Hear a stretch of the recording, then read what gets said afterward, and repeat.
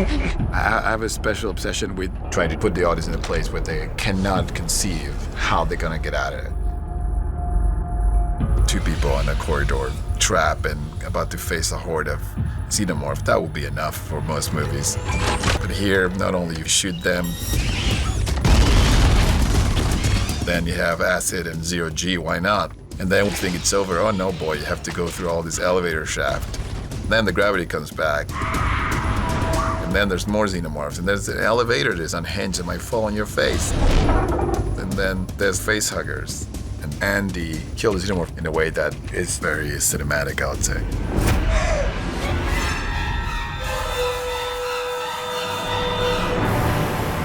Event in 10, 9. My process is a bit insane sometimes, but when I'm shooting the scene, it has to work in front of my eyes.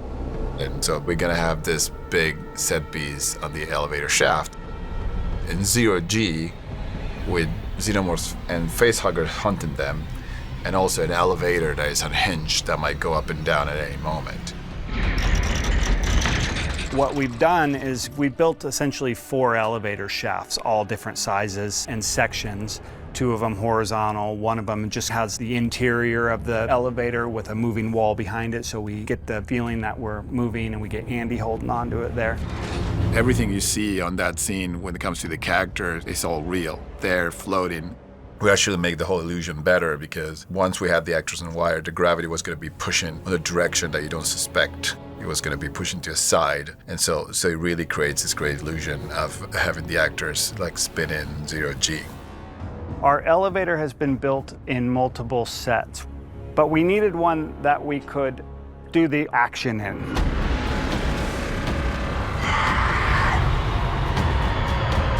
And because we're weightless in this situation, we needed something that we could fight against gravity, so we decided to put it on its side so that we could have a different setup. Within this set, we have incorporated stunt rails so that all the harnesses and all the mechanics actually are designed into the set. So we can have trolleys that run through here with one point in the center. And the set lended itself very well to having mechanical fixtures in there. We had the whole elevator shaft built horizontally. We could really pull those wires and get Cailee to travel from one far end of the other one at like an incredible speed and create what it feels like an incredible thrilling fall in the movie. These are just normal people who are in a life or death situation, so it's messier, it's more grounded. Once we do get to that point where we're doing those stunts and I am fighting for my life. Come on. We're doing zero gravity work, which is very intense on your core. And I like to do my own stunts where I can, not to be cool, but just because it's fun. That's one of the joys I take in the work. It's just so physical to be able to do the spins they do, and they had to really work out, you know, which translated into great drama.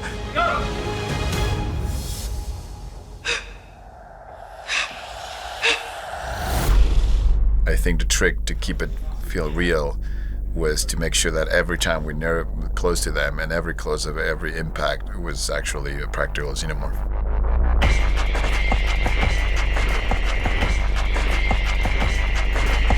We created old camera tricks and techniques just to do this movie with techniques that were available 40 years ago. And we managed to create something that's way more photorealistic than if we would have done CG characters floating or people on the green screen. We also did a few shots against an LED wall where the actual background shot before and then put into a screen to get more close-ups. So some of those close-ups, what you see in the back is actually a screen, like an LED wall, protecting the real background. There was the intention from the beginning to almost quote directly moments from previous films. The face-to-face, obviously, it's a classic moment from Fincher's Alien 3. That is the first time that happened between Sigourney and the Xenomorph. It's never one technique. We knew that once we got to the horde climbing out the elevator shaft, there was no way around it. We were gonna need some CG. Once we're in the elevator shaft, there's lots of things we have to enhance. So we were able to build a 5-story horizontal set. Sometimes you have to extend in order for it to feel like a 20-story elevator shaft. We have to remove cables and harnesses. We have to add atmosphere, things floating around, and then just help continuity as the cuts come together. The way we went about catching Rain when she falls in the elevator shaft is we actually had her on a harness with the stunt team. They did a great job of descending her and grabbing her. Obviously, everything had to do with her performance. We did it on the practical tunnel. In the editorial room, Fede wanted it to be a little bit more dramatic, and of course our Xeno has to catch her. So on the day we had wrapped a partial Xeno tail around her so we could shoot, and then that would be connected to her to make it feel like he really grabbed her. But to get the fall to happen and to make it as dramatic as Fede wanted, we ended up adding a CG Xeno connected to that tail so that it feels very dramatic, like he caught her.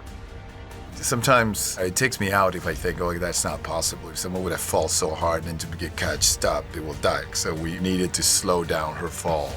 Visual effects put a previs together, which Fede has kind of gone and created himself with the visual effects guys. You know, we know where the vertical set stops and where the horizontal set starts. So that is a great indicator for us. As often with action, editorially that problem you have is that what you're trying to tell is really a series of events that all happen simultaneously, but you have to somehow unpack them and allow them to happen so the audience can track these things. The gravity purge kicks in. Suddenly Rain's falling, but then not only is she falling, you then have the elevator that has previously been held in a state of non-gravity, also the acid that has been hanging in the air so forth. So you suddenly are forced into a very quick editing style. The truth is, Rain falling down the elevator shaft, the whole thing would take 3 seconds, and yet we also have to show Andy catching the elevator and also the acid falling to the ground. We were able to achieve a lot of small insert shots. Sometimes we can solve that digitally, sometimes we can take an actor's reaction and create a moment. There are always going to be things in the edit that push it a little bit further. And from there, we go through the sequence where Andy realizes he has to save Rain. And then ultimately ride the Xeno down to the bottom of the elevator. It's a great mixture of every technique you can think of. We had a practical Xeno that we had at the bottom. We ended up having to mix some CG pieces with Andy in the middle just to get the fall correct so we wouldn't hurt an actor, obviously. And just intermix it with CG pieces here and there, but all based on the photography and grounded from the set. On the original script, it was the elevator that killed the Xenomorph. I was feeling at some point that Andy had gone through all this journey and this transformation, and Andy will make this leap of faith and plunge to a potential death to save his sister, just like she had saved him a few minutes ago.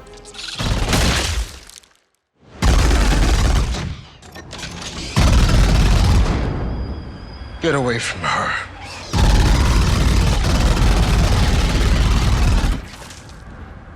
You bitch. This film is very tonally referential to the original 2 films, and one of the ways that's illustrated is with the sort of comeback of a one-liner. The line was not scripted. I remember going and whispering down David Jonsson's ear, like, what if you say this? And he was like, do you think? I was like, I think we should try it. And he gave a great performance. When we screened it, the test screening, it got a huge cheer in the theatre, so I think Fede felt vindicated. One of the things I do is to never even think that there will be music one day and that there will be an incredible sound design one day. If you have a cut of a movie that works without the visual effects, without the music, without much of sound design, then it makes everything even better. And then we brought in Ben Wolfish to create an incredible score. Benjamin has absolutely done his own thing and brought something totally new to the table, but equally there are reference points within, both in terms of instrumentation and slight thematic links to past soundtracks. It's a true third act climax. And so it was super important to really bring together this interplay between very strange and unique orchestral sound, very symphonic and almost quite traditional orchestral sounds, and then totally unique and unhinged electronics and choir, of course, and also pacing it, focusing on character. We segue very fast into something very atmospheric and very strange. We're much more in the electronic world still, but with a sense of propulsion, building to a point of almost something unbearable where you're just building so much tension. Our primary objective is to create something that feels utterly terrifying, but not in a cliched way. It needed to be super unique to the storytelling in this particular film and also those characters.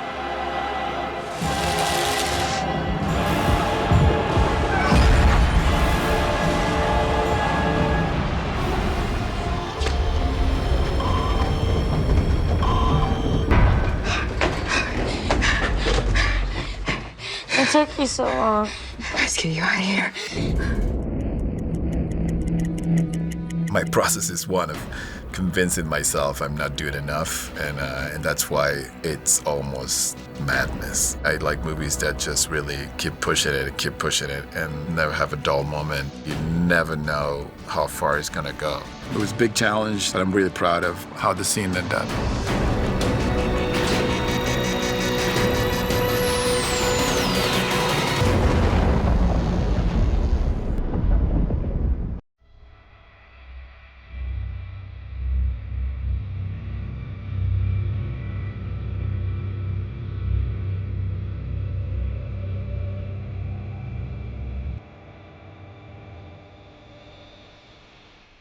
Hi everyone, I'm Fede Alvarez, director of the upcoming film Alien Romulus. I'm honored today to sit down and have a conversation about a film I love so much with the man who started all, Sir Ridley Scott. My first memory of Alien is not actually watching the movie. It was actually kind of a featurette that showed some images of the movie. There's something about the look of the movie. Science fiction can get dated very fast, and Alien hasn't aged a day. I mean, it's obviously you have an amazing eye. You were born with an amazing eye. So was it something, is there any decision you made while you're making the movie that go, I'm not gonna do this because that's gonna date it? Is there any conscious decision you made it? Well, I was never an extreme fan of science fiction way back when. And so the door was always closed for me until one afternoon I decided to go and see Stanley Kubrick's 2001. A 70mm print, and I sat there devastated by his technique and the sets that were seen and thought through. So from that, I definitely copied a lot from Alien, for sure.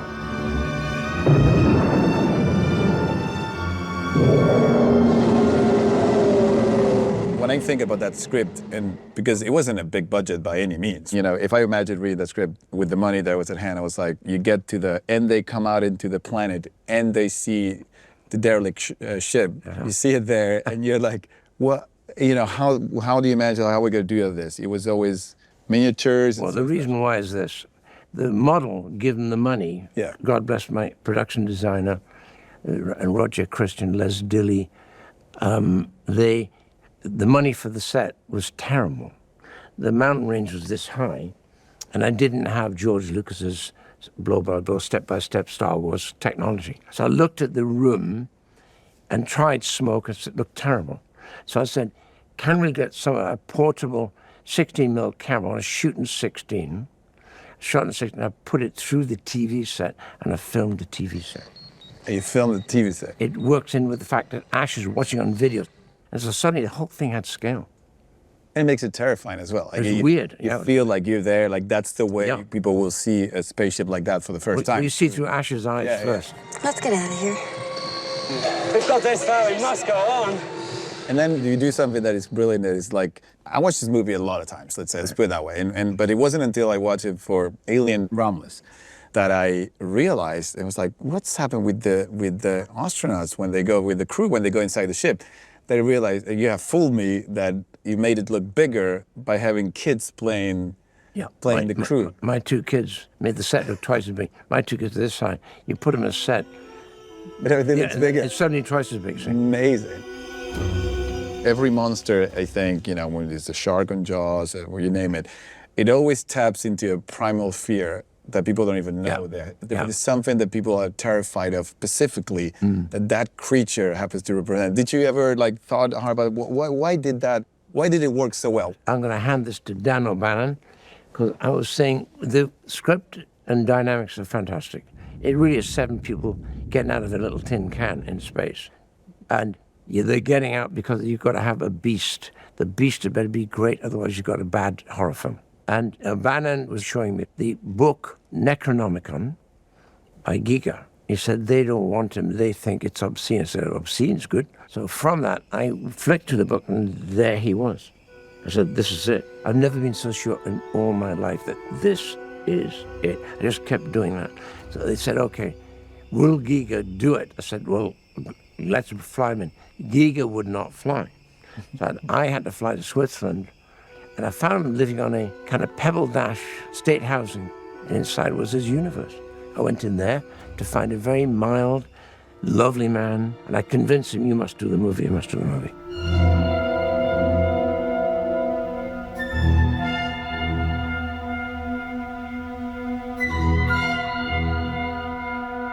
And Jerry Goldsmith, the score for Alien was incredible. Incredible. It's probably one of his best scores.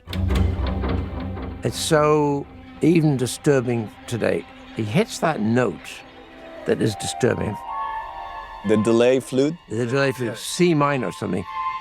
Immediately, it's chilling. Whatever you're doing, it's chilling. It's so clever about how you never really see the creature. It triggered my imagination in such a way because you weren't showing me what it was. You just see the chains. I remember thinking the chains was part of the monster. Because you see the sounds of the chains there. Oh, Harry gets, yeah. Yeah, when Harry gets it, he looks up and you don't really see it. He's down there, he comes down behind him.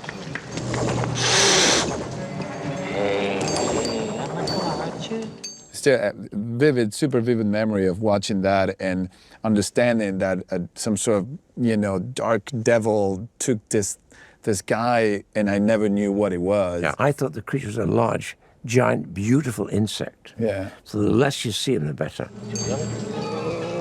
Yeah, and I could only imagine on the face of the cat, the way the cat was just staring at it. Yeah. And that stayed with me forever. The cat was great. The cat was fantastic. So was Harry. Seems she has intercepted a transmission of unknown origin. A transmission? Out here? I was meeting Sigourney for the first time. Do you remember that? Funny enough, I'm only 2 films in, but what I know the most important thing you can do in any film you do is to find the very best cast you can. Script first, then cast. The rest follows. And couldn't quite come across the combination of the female character who felt that she should be a little bit athletic to be able to cope with what was going to happen during, and yet a good actress. And one day you got a call, I'm certain, Warren Beatty said, there's a girl on Broadway, off Broadway, you should meet her. She's called Sigourney Weaver. I think that's how it happened. Well, I'm sure it was a whole experience for her, because she had done just a small movie, and that's. I think it must have been scary for her. Yeah. But she embraced it so She was surrounded by very seasoned, actors as well. But the cast were also, there was no what I'd call, Skerritt was a bit of a star. Yeah. Tom. But because there's no dominant star, I think they all felt like a team. I think the cast were fantastic. When Alien Romulus started to come about, we had a Zoom call. I remember telling people on the phone call, I was like, I've been doing this enough and met a lot of people enough that I don't really get nervous about oh my God. And that was the first time in many years when I was really nervous. I was like, well, obviously you're a master of this craft. And for me, it's one of the best privileges ever to meet the masters, and mostly because I want to learn and I want to be better at what I do. And those are the few chances when you have that. And I remember when I told you basically what the story was about, you could tell right away what worked and what didn't, what was going to be effective. And now looking back, having made the movie, you were completely right. You were like, this story, that's great. That's what the movie's about. That's what you should tap into. That was something that I always said, stayed you got with a me huge, forever. you got a huge movie here. You work on these movies, and then it's all about the day you're finally going to share it with an audience, right? Do you remember that night of being there, showing to a crowd for the first time, not know how they're going to react to them? Do you have any memories of that? At that moment in time, there'd been 3 really good horror films: Texas Chainsaw Massacre, The Omen, and The Exorcist. They were perfect engines of fear and terror, right? You're seeing things you hadn't seen before, or put under stress to see what you hadn't seen before. And the violent sections, it was so violent that the audience reacted. So the executive says, the film's too violent, I said, how can it be too violent? So I'm arguing, it can't be too violent. We're doing a horror movie. But back then, why did they go back the next day, and make it a massive hit? I think it was the talk by the water cooler the next day. Yeah, no, absolutely.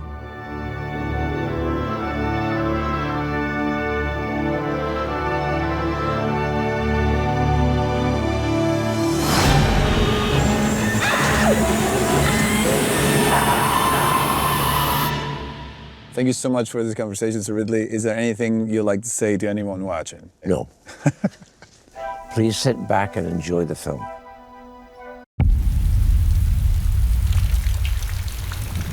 Next. Full name and occupation, please. Marie Rains Carradine, ma'am. I should be free to go now, right? Go where? I've definitely always been a fan of the franchise. So it's such a film school at every level, not just to do horror, but just how to do a timeless classic. It was a total privilege when I got the chance to work with Ridley and making a new one. It's just one of those pinch yourself moments. Watching anyone's version of something I've already done, there's always trepidation. I thought Alien needed a really fresh view. I'd seen 3 of his films, and I knew he could do it. Several years ago, Fede approached Scott Free with an idea for a new take on the Alien franchise. That take was developed, and with Ridley's guidance, Fede began to work on the screenplay. It was 3 years ago now when we had the first conversation with Ridley about it. He was actually the first one to see it. I didn't show it to the studio, I didn't show it to anybody, and it was like, as soon as it was done, it was like, okay, the first thing we do, we sent it to Ridley. I make horror movies, so nothing scares me a lot, but I was terrified of like showing Sir Ridley Scott my version of Alien. I was super happy, obviously, that you enjoyed the movie. I actually said you got a huge movie here. Yeah. The Aliens have been a lot of things, and that's the beauty of it. Every director took it in a different direction. That's what makes it so unique and special and completely different from most movie franchises. I felt what I wanted to do was to take it back to the beginning and make it a pure horror movie again. I don't know if I've met anyone in my life who understands this franchise better than him. I mean, he knows frame by frame of every single Alien movie that has ever been made. To have that deep well of knowledge, you can sort of lean on it. Once it gets really close, you see it, but it was there all the time. Right. Fede Alvarez is one, if not the best director at the moment working in the horror space. Oh my God. He's a director that cares about great characters, great stories, the nuance of telling stories in this space. When you look at Evil Dead, you look at Don't Breathe, and you look at an Alien franchise, as a fan, you really feel that this is a good fit. This is his like forte, kind of horror and creating suspense. And he's a master of it. The hallway's temperature is now equal to your body's, so the creature should not be able to see you. Fede is a veteran for creating suspense, horror, tension. Panic will spike your temperature and you'll be exposed. Now, stay calm and stay quiet. He's so specific in everything. Zoom goes in action. Character, the emotional moment, the frame, the camera movement. It's the other thing about Fede. He does everything himself. He does rely on the crew to help him with his vision, obviously, but he's a unique filmmaker that he is an all-rounder.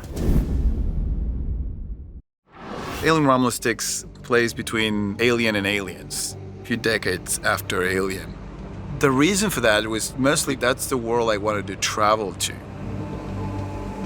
The genesis really was, how do we make an Alien film for 2024? You know, what does that mean? What does it look like? Honoring the films that have come before, but also really feeling like this title and this franchise and these characters have a place in cinema right now. There's a deleted scene from James Cameron's Aliens where you get to see Newt and a bunch of kids running around the colony. And I remember seeing that and thinking, wow, what it would be for kids that age to grow up in a colony so small where there's nothing to do. And I was imagining what would happen with those kids when they become teenagers. So, Ray, long time no see. You're looking at young kids who are living in an environment that's not sustainable, who are fighting for their lives. You need to wake up, because this company are not going to give us anything. You know that as well as I do. We have to take it. It's not about reproducing the stories, not reproducing the characters necessarily. It's truly about reproducing the emotions that the best versions of these films have given you. It was a standalone story that you didn't need to know what had happened in other Alien movies, but at the same time, there's references that made it real fun, I think, for people who are true Alien fans. He's sprinkled Easter eggs all across the whole film. There's little lines, little set pieces, and moments that I think the real hardcore fans will really appreciate. Is this gonna be a stand-up fight, sir, or another bug hunt? We have a flash of some of the original cast, like John Hurt, on a screen. The xenomorph that has been kind of strung up in the lab is the same xenomorph that Ripley shoots with a harpoon in the original film. If you're very eagle-eyed, you might actually see that harpoon as well. If you haven't seen them, that's fine. Like I always said, if you haven't seen any of these movies, I'm jealous. You'll have a treat being introduced to all that universe all at once. But if you have, you'll definitely find all the connections to the other movies. When you hear the sound, like, you don't know where that came from. It's a great piece of television. How to give direction to a Gen Z. It was the fact that he cast such young people, so that was a really valuable asset. It's a group of friends. They all know each other for a long time. They grew up together in this colony. Rain Carradine, she works in the farming side of things, and the rest of her friends works in the mines. I would describe Rain as any young girl who wants to live a normal life, who has been hit with tragedy after tragedy. She lost her parents. She's living on a planet that is falling apart. She has been forced into a position of survival. Cailee Spaeny, I almost wrote the movie for her. I mean, I met her a few years ago. I saw her work, and I was constantly gravitated towards her work. And action. When I start to write the movie, I usually do a fantasy casting, like I just pick up random photos of actors, and I put them on the board, on the wall, so I have a face to connect with the character I'm writing. And the first photo that went up at the board was Cailee's. I knew that that was Rain. What was so great about what Sigourney did, and how I feel similar with Rain, is that it's not necessarily a badass character. Ripley wanted to have a normal life, and then she's put into a place of survival. Rain is just trying to look for a home and security. She has a surrogate brother who happens to be a synthetic. When her father was very sick, he left Andy to take care of her. They grew up together, and she sees him as a sibling. He's a synthetic, but I don't think that there's been one like him. He's malfunctioning in many ways. He's not all put together. He's playing two completely different characters, such different intentions, different accents. I have just one directive, to do what's best for the company. Really interesting on a page. As an actor, I'm always drawn to those things that feel a little bit other and a bit strange. Andy explores what being human really means, what you do for your family. And David Jonsson, he is absolutely incredible in it, and it's been such a treat to work with him. Rain and Tyler have a romantic history that I don't think it's ever really discussed inside the film, but hopefully you feel that there was something going on. Tyler starts off with the idea that he can get to a better place, wants to give everyone the best opportunity of a better life. 2, 1, action! Archie Renaux. Oh my goodness. We call him Dad. He just pulls out these dad jokes nonstop. I look forward to it every single day. Take a good look outside the window. That's the way I see it. We're never coming back. His character, Tyler, is under so much pressure, being the leader of the group and having a little sister to look after. Kay is Tyler's little sister, and after passing of their dad, Tyler feels the responsibility to fill those shoes. Isabella plays it so beautifully, you just want to look after her and make sure she's all right. Spike Fern, who's playing Bjorn, he's got a sort of roughness and a rawness about him. He comes off as like this rebel youth in a way, aggressive and angry. Getting to know Spike just made playing the Bjorn and Navarro dynamic so much easier. He really embodies the comedic relief of the whole ensemble. Aileen plays the pilot. She actually sat down with a real pilot to help go through things that you'd be saying and things that she'd be checking before takeoff. All right, starting her up, batteries on. Right off the bat, I felt comfortable with Alien. Alien has just this amazing energy. You want to tell her everything. 3, 2, 1, go! On the script, we had this synthetic called Rook. Rook was always going to be a torso in the movie. We knew it was a way of fleshing out the computer and mother in a way. We got the guys from Legacy to build a real animatronic that was going to be the table, that could interact with the characters, that could move, that could talk. Must complete the mission. Fede felt very strongly from the beginning that we would use an animatronic puppet to be Rook because he's completely damaged. There's only half of him. He's certainly had an interesting meeting with the xenomorph. So then came the moment to decide how this Rook's going to look like. And we thought, well, if it's going to be a robot, it can look like anybody. In the world of Alien, you've seen some likeness being repeated many times. So we thought, like, Ian Holm will be the perfect Rook. Please allow me to introduce myself. I'm Science Officer Rook, and I humbly request your services now. Obviously, Ian Holm had passed away a couple of years ago, so I started just a conversation with his widow and his family and his kids. Thank God they loved the idea, and Ridley loved the idea, who was really close to Ian, and everybody signed off on this adventure of trying to bring him back. In 1979, he was maybe 43 years old, and there are no molds of him that exist. So you can't scan him and do molds like we would do today to make exact replicas. So the challenge was, how do you recreate someone from a moment in time that has to be so iconic and so spot on? We found a live cast of Ian Holm from '99 that he had done for The Lord of the Rings when he was playing Bilbo. From that head cast of Ian Holm is that we start building the animatronic to make sure the likeness was uncanny. It took a lot of R&D. Finally, we landed on the plan that we can have it be at least 95% successful for shots, but you have to take it the next extra step for certain shots to do some CGI work in the eyes and the mouth to bring it even further along.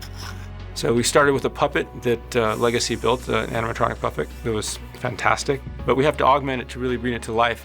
That's where a bit of CG comes in and some fine compositing and some machine learning to help make him be that Ian Holm lookalike again.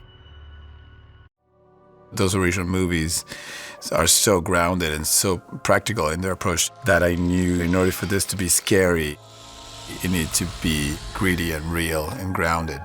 The rule of thumb was, if it can be done practical, it will be done practical. You have that rod here, and you press it hard against the grid. It's a very stable point, because otherwise it will be all wobbly, and there's no CG grid that I can add there to make it work.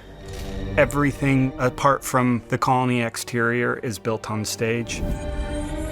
So the Corbellin's built on stage, the Renaissance, the big spaceship's built on stage. The trailer we're sitting in here is built to shoot as an interior on stage. These sets really help with the acting because you're really just reacting to what is in front of you. And they're absolutely incredible and massive and so immersive. If we're meant to drink it, we can drink it. If we're meant to touch it, we touch it. If we're meant to move it, we move it. He wanted it to fit between the first and second movie and make it look like we made it between the first and second movie. The visual was more of the 80s version of the future than now. There's, these massive 80s computers and labs, and I've got like high top Reeboks that sort of pay homage to the boot that Ripley wears. They curled my hair to make it kind of look more 80s, and the hairstyle with the half up, it's like, I think that's also like a sign of the times for the 80s, is that curly kind of signature look. The approach with Neyman Marshall, our production designer, was we knew the story for its first hour or so was going to really pretty much live in the world of Alien. It's a tough challenge to design into the pocket of something else. We didn't want to create a new version of it. So deep research dive into Alien and Aliens, many screen grabs of textures and colors and shapes. Back when those films were made, technology only allowed sets to be built a certain way, and it was almost futuristic. Nowadays, you can design anything you want, push print on a 3D printer or a CNC machine. It comes out however you want it. So Fede and I really wanted to make sure that we weren't just doing something that you could press print. really fun to kind of step in and be like, wait, I'm in a spaceship, but it's the 80s? When we first started talking about the concept of the Renaissance, we really loved the Remus and the Romulus story, breaking the ship in two parts and giving a difference in style slightly. So the Remus we're modeling more off of the Alien film that's a little bit more dark and maybe eclectic with a bit more use and aging. And then the Romulus side is a little bit slicker, and I'm hoping that when the audience, when we transition through the movie and they see that transition from the Remus to the Romulus, you'll kind of feel a little bit of a difference as we lean back into the aliens. We build all the sets without any CG help almost, just really because what's inspiring for me is to walk on set every morning and actually see it and be living in the world. So we're in the genetic research lab of the Remus side. This set in particular is exciting because it's the first time when we come into the ship that we're actually able to see where we're at and what genre we're in. We just finished shooting in here, so the place is a bit of a mess, but on purpose because this ship has been weightless and the gravity generator's turned off. So everything's been uprooted and then dropped. All the equipment is kit bashed and created from a variety of parts. As you can see, it's a real keyboard with a buried iPad. And in order to make it feel like one of the old TV screens, the rear projection, we vacuum form these plastic pieces which fit over iPads in order to give that refraction and the warping of the image.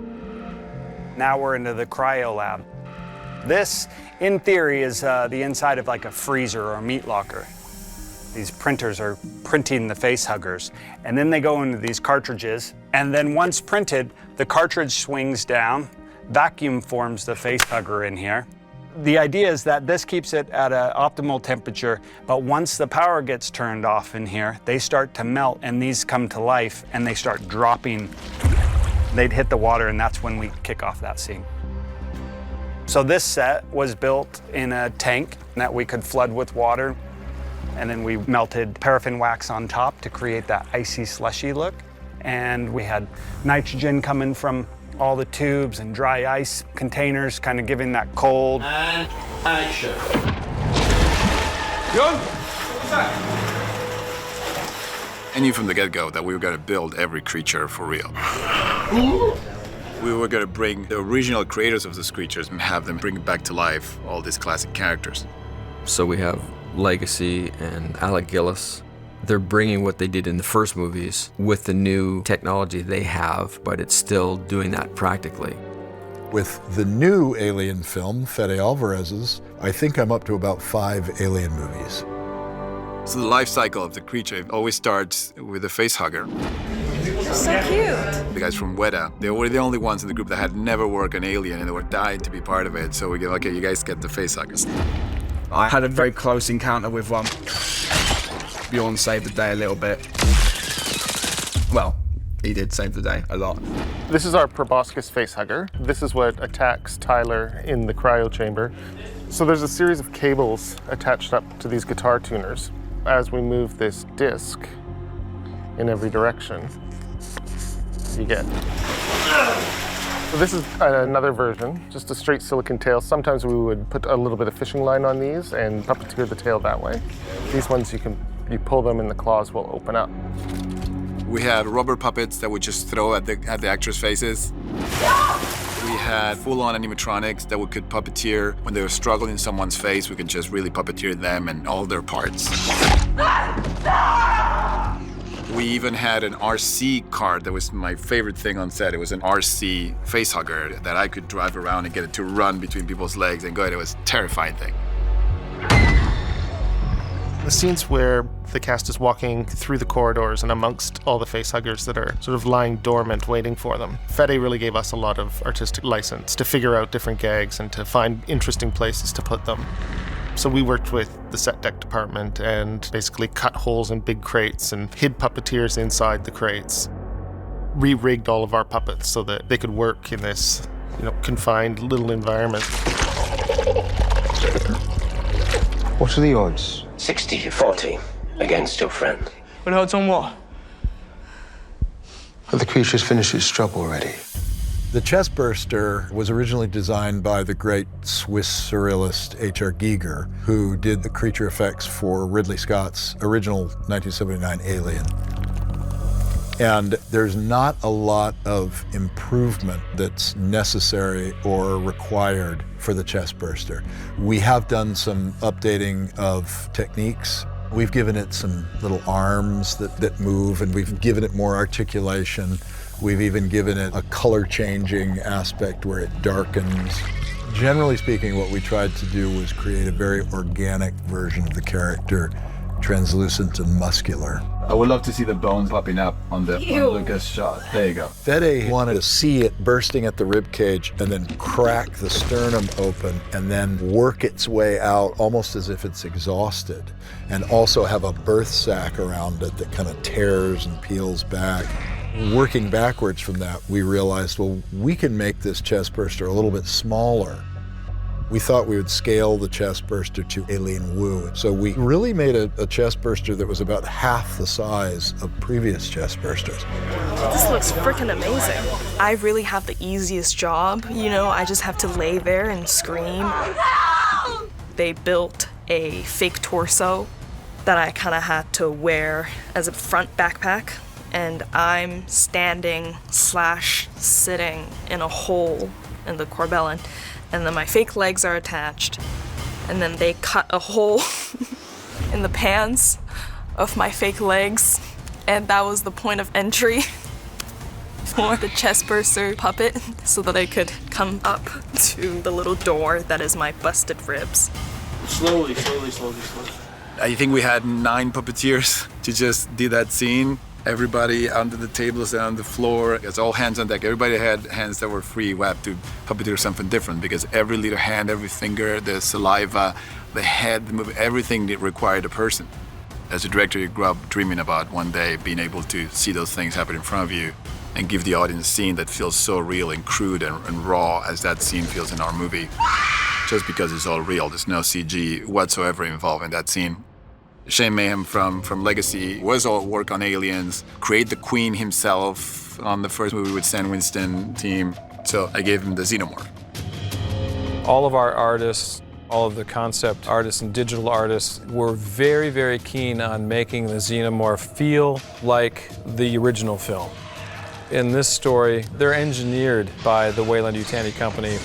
So they've taken a xenomorph and they've concocted their own method of how the life cycle works. So it sort of breaks the traditional egg, facehugger, chest burster, xenomorph cycle. Fede, that he wanted the surfaces very rough, very, very sharp. He wanted it to feel as if the character ran their hand against it, much like a shark's skin, they would be cut. The translucent dome, there's kind of like a vertebrae understructure, is like really remarkable just to see all that structure in there, backlighting the character. And with the new anatomy, the kind of more spindly anatomy, I think made a more unusual looking xenomorph. Wow, I want nails like this. It's beautiful, it's like shiny. As far as the animatronic component of these goes, we have a full-size, fully robotic animatronic puppet of what we call like the hero xenomorph character. And then we've got a lighter weight rod puppet that is still animatronic but can be around by a single performer to get sort of a more rapid and dynamic performance. We have several animatronic heads that our suit performer Trevor can wear on his suit. He's huge. He's being played by like a very large man. Which is funny because that's exactly what Ridley did with Alien 1. And going back to those basics feels very authentic to the franchise, but also like scary because he can run. There were lessons that I remember from the James Cameron film. We were constantly putting, drool and slime on the mouth, and with gravity it runs away. Diego was tasked with making a drooling mechanism. The drooling stuff's pretty simple. It's just these pumps, and I just added some wireless controls to it. We could just kind of hide it anywhere and put it wherever it needs to be and pump drool on demand. Creatures like this represent chaos in many levels. Something you cannot talk to or negotiate is always the most terrifying thing. When it's such a powerful and strong creature, but also is very human as well. The humanoid aspect of the creature, I think, is what really puts fear in your heart. to be able to react to the actual creatures. One part of me is like squealing with joy, you know, because we really don't see that on a lot of sets anymore. When you read about the experiences of people watching the first Alien, well, losing their minds. The birth of the creature was such a shock. It takes a whole movie to kind of grasp what that thing is. It was pure horror, you know, true horror. That's the ambition with this movie. It's really not only for the people that saw it and loved the originals, but also for the generation that never seen one. Will be introduced to this universe through this film. I can't wait to see their faces. Cut!